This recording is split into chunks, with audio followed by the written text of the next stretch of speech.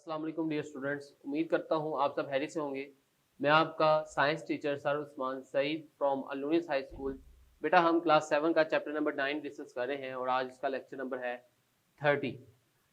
Lecture number 30 में हमने activity 3 discuss करनी है। देखिए बेटा, जैसे हम पहले बात कर रहे थे कि हमारे पास दो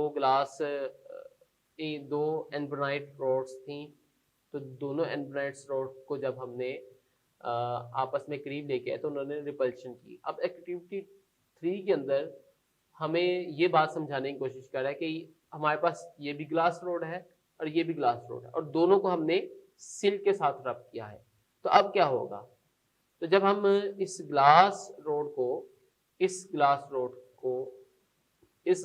रोड के करीब लेके आएंगे तो बेटा दोनों एक दूसरे को रिपेल करेंगे। और जो रिपल्शन है वो किस वजह से है? इसका मतलब ये है कि दोनों पर सेम काइंड ऑफ चार्ज मौजूद है। क्लियर होगी बात बेटा? ये जो रिपल्शन है ये किस वजह से है? ये इस वजह से है क्योंकि दोनों पर सेम काइंड ऑफ चार्ज मौजूद है। इसका रिजल्ट लिख लीजिएगा बेटा। Both are repel each other because both rods have same kind of charge।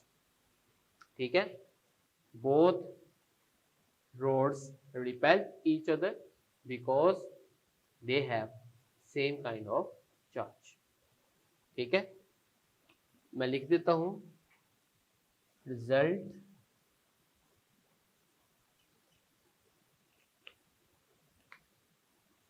both rods repel each other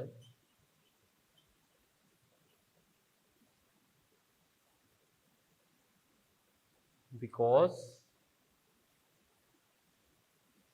they have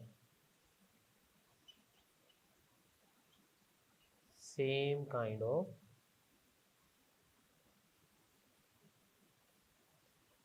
charge।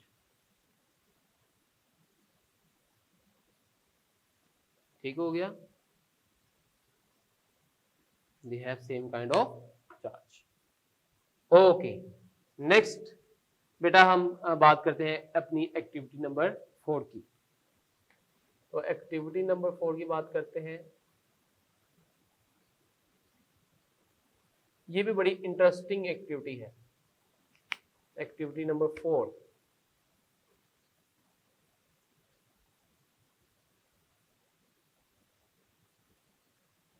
अच्छा बेटा, अगर आपको याद हो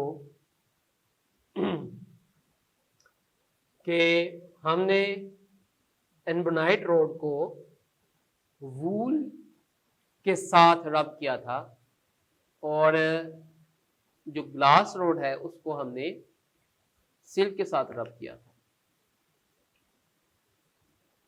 लेकिन इस एक्टिविटी में हम ये देखना चाह रहे हैं कि जो वूल का क्लॉथ था जिससे हमने एनबोनाइट रोड को रब किया था उस पर कौन सा चार्ज। अब हम क्या करेंगे?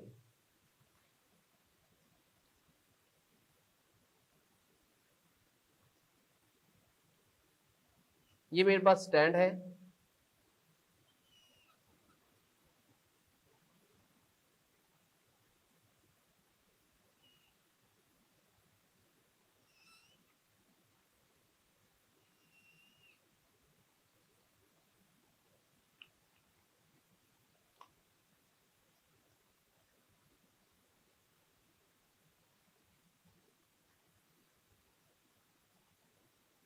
ठीक है बेटा। ये हमारे पास स्टैंड है, ये धागा है, ये रोड बना दी हमने।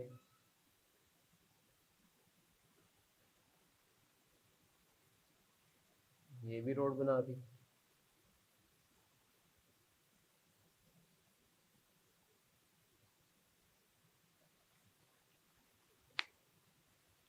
ये है एनबोनाइट रोड, जबकि ये है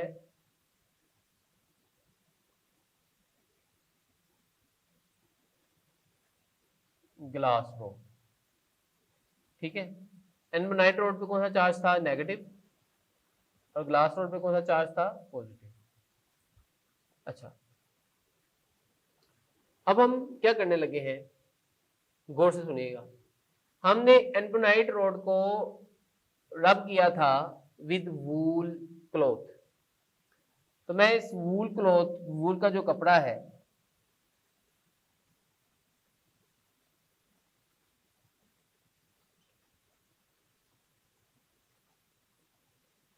ठीक है, इसको मैं करीब लेके जाता हूं इस ग्लास रोड के, और ग्लास रोड को हमने रब किया था विद सिल्क। तो ये सिल्क है, और इस सिल्क के कपड़े को मैं लेके जाता हूं एल्बोनाइट रोड के। तो होता क्या है, both are repel each other, repulsion होती है, एक दूसरे को रिपेल करना शुरू कर देते हैं।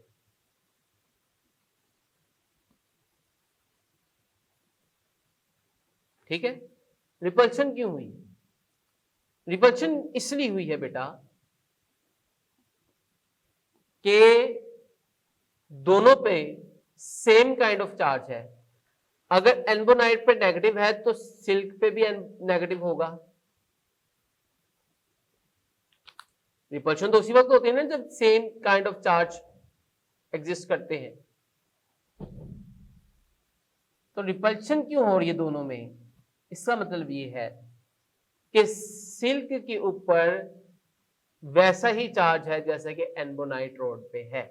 और लास्ट एक्टिविटी के अंदर, एक्टिविटी नंबर 2 में हमने ये बात की थी कि सिल्क के ऊपर जो एल्बोनाइट रोड के ऊपर जो चार्ज है वो नेगेटिव चार्ज, और उसी एक्टिविटी में हमने ये बात की थी कि जो ग्लास रोड पे चार्ज है वो पॉजिटिव चार्ज। क्लियर होगी बात बेटा? तो ये बात, दोनों बातें जो है ये हमने जहन में अपने रखनी है। क्या क्या बातें जहन में रखनी है बेटा, कि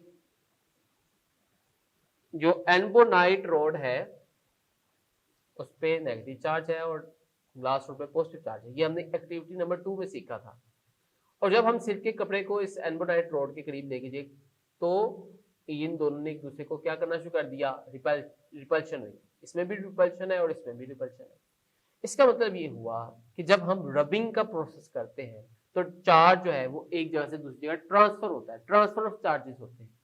जैसे अगर आपने एक बॉडी को रब किया है और उस बॉडी पे नेगेटिव चार्ज आ गया है तो दूसरी बॉडी पर कौन सा चार्ज होगा, पॉजिटिव। देखिए यहां पे ग्लास रोड को हमने रब किया था विद सिल्क, ग्लास रोड को हमने रब किया था सिल्क के साथ, और एल्बोनाइट रोड को हमने रब किया था वूल के साथ। तो जब हमने ग्लास रोड को सिल्क के साथ रब किया तो ग्लास पे कौन सा चार्ज आया था, पॉजिटिव, तो सिल्क पे कौन सा आ गया, नेगेटिव। इसका मतलब है ट्रांसफर ऑफ चार्जेस होते हैं कि चार्ज एक जगह से दूसरी जगह मूव कर रहा है। और जब हम रबिंग का प्रोसेस करवाते हैं तो अगर एक बॉडी पे पॉजिटिव चार्ज है तो दूसरी बॉडी पे कौन सा चार्ज डेवलप हो रहा है, नेगेटिव चार्ज डेवलप। तो ये इस एक्टिविटी का मकसद था कि जब भी आप रबिंग का प्रोसेस करवाते हैं तो रबिंग की वजह से एक बॉडी पर ऑपोजिट चार्ज आता है और दूसरी बॉडी पर ऑपोजिट चार्ज आता है। इसका मतलब है ट्रांसफरिंग ऑफ चार्ज होती है। इस पैराग्राफ को मैं रीड आउट करता हूं बेटा, पेज नंबर 89 पर गिवन है। रिजल्ट्स में इसके आपको बताता हूं। Ebonite rod and glass rod are rubbed respectively with wool and silk, यानी कि पहले हमने एल्बोनाइट को वूल के साथ किया और ग्लास को सिल्क के साथ किया। Ebonite rod will have negative charge and glass rod will have positive charge. कहता है एल्बोनाइट रोड पे नेगेटिव चार्ज है जबकि ग्लास रोड पे पॉजिटिव चार्ज है। Now bring the woollen cloth by which ebonite rod was rubbed near to the glass rod. कहता है अब जो वुलन क्लॉथ था जिसको हमने एल्बोनाइट रोड के साथ रब किया था उसी वूल को हम ग्लास रोड के करीब ले जाएं, और ग्लास रोड को हमने जिस सिल्क के साथ रब किया था उसी सिल्क को हम एल्बोनाइट रोड के करीब ले जाएं। व्हाट डू वी ऑब्जर्व, कि हमने क्या ऑब्जर्व किया, we shall observe that in both the cases repulsion is found. दोनों केसेस में क्या हो रही है, रिपल्शन हो रही है। From this it is clear that when an bonite rod is negatively charged by rubbing with the woolen cloth, then woolen cloth gets a positive charge। तो woolen cloth के लिए मैंने कौन सा चार्ज लिखा है, पॉजिटिव चार्ज लिखा है। When glass rod is rubbed with silk cloth, it is positive charge and silk cloth itself gets a negative charge। It means that results बता रहा है when two different bodies are rubbed with each other, दोनों को एक दूसरे से रब किया जाता है, there is transference of charge। Charge जो है वो एक जैसे दूसरी का ट्रांसफर होता है। whenever negative charge is produced in one body, the positive charge will be developed on the body which rub the first। कहता है अगर एक बॉडी पर नेगेटिव चार्ज प्रोड्यूस हुआ है तो जिससे हमने रब किया है उस पर कौन सा चार्ज डेवलप होगा, पॉजिटिव चार्ज डेवलप होगा। It is because of the fact that in the beginning two bodies were neutral, क्योंकि स्टार्टिंग पर दोनों बॉडीज क्या थी, न्यूट्रल थी। An account of rubbing amount of transference of positive and negative charge will be equal। ये जो आखिरी line है ये बहुत ही इंपॉर्टेंट है कि आप ये बात कह रहे हैं कि जितना चार्ज, जब आपने एक रोड को कपड़े के साथ रब किया तो रोड पे जितना चार्ज आया उतना ही चार्ज कपड़े पे आया, ना उससे ज्यादा ना उससे कम। क्लियर है बात, ये दोनों चीजें क्या होंगी, इक्वल होंगी। ओके बेटा, इसके बाद हमारा जो टॉपिक है इलेक्ट्रोस्कोप है। इलेक्ट्रोस्कोप की हम यहाँ पर डेफिनेशन करते हैं। सबसे पहले रिजल्ट बेटा आखिरी पैराग्राफ है, इस एक्टिविटी के लिए नोट डाउन कर लीजिएगा।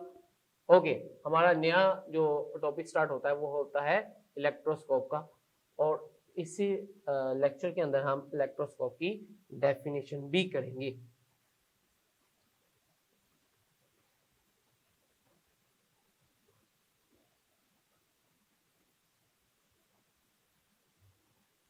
ओके बेटा, electroscope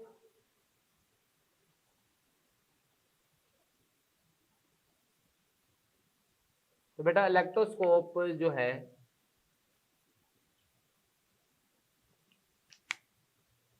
it is a device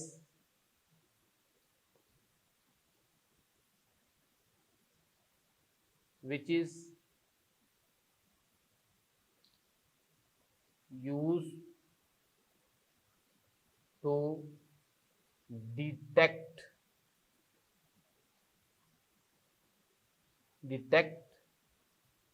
charge और टाइप ऑफ चार्ज। ये एक ऐसा इंस्ट्रूमेंट है, ये ऐसी डिवाइस है जो ये पता लगाती है कि बॉडी के ऊपर चार्ज है या नहीं है, और ये भी पता लगा देती है कि बॉडी पर चार्ज कौन सा है। जैसे अभी तक तो हमने सारी अजम्पशंस की हैं कि इस पे नेगेटिव चार्ज है, इस पर पॉजिटिव चार्ज है, लेकिन अगर आपको पता ही नहीं है कि एक बॉडी पे चार्ज कौन सा है तो आप कैसे अंदाजा लगाएंगे कि इस बॉडी को हमने आगे कहाँ पर यूटिलाइज करना है। तो ये इंपॉर्टेंट टॉपिक है, इलेक्ट्रोस्कोप का इंपॉर्टेंट डेफिनेशन है, इसको नोट डाउन कर लीजिए। उम्मीद करता हूँ बेटा आपको आज का लेक्चर समझ आया होगा। अपने फीडबैक से जरूर आगाह कीजिएगा। Thank you.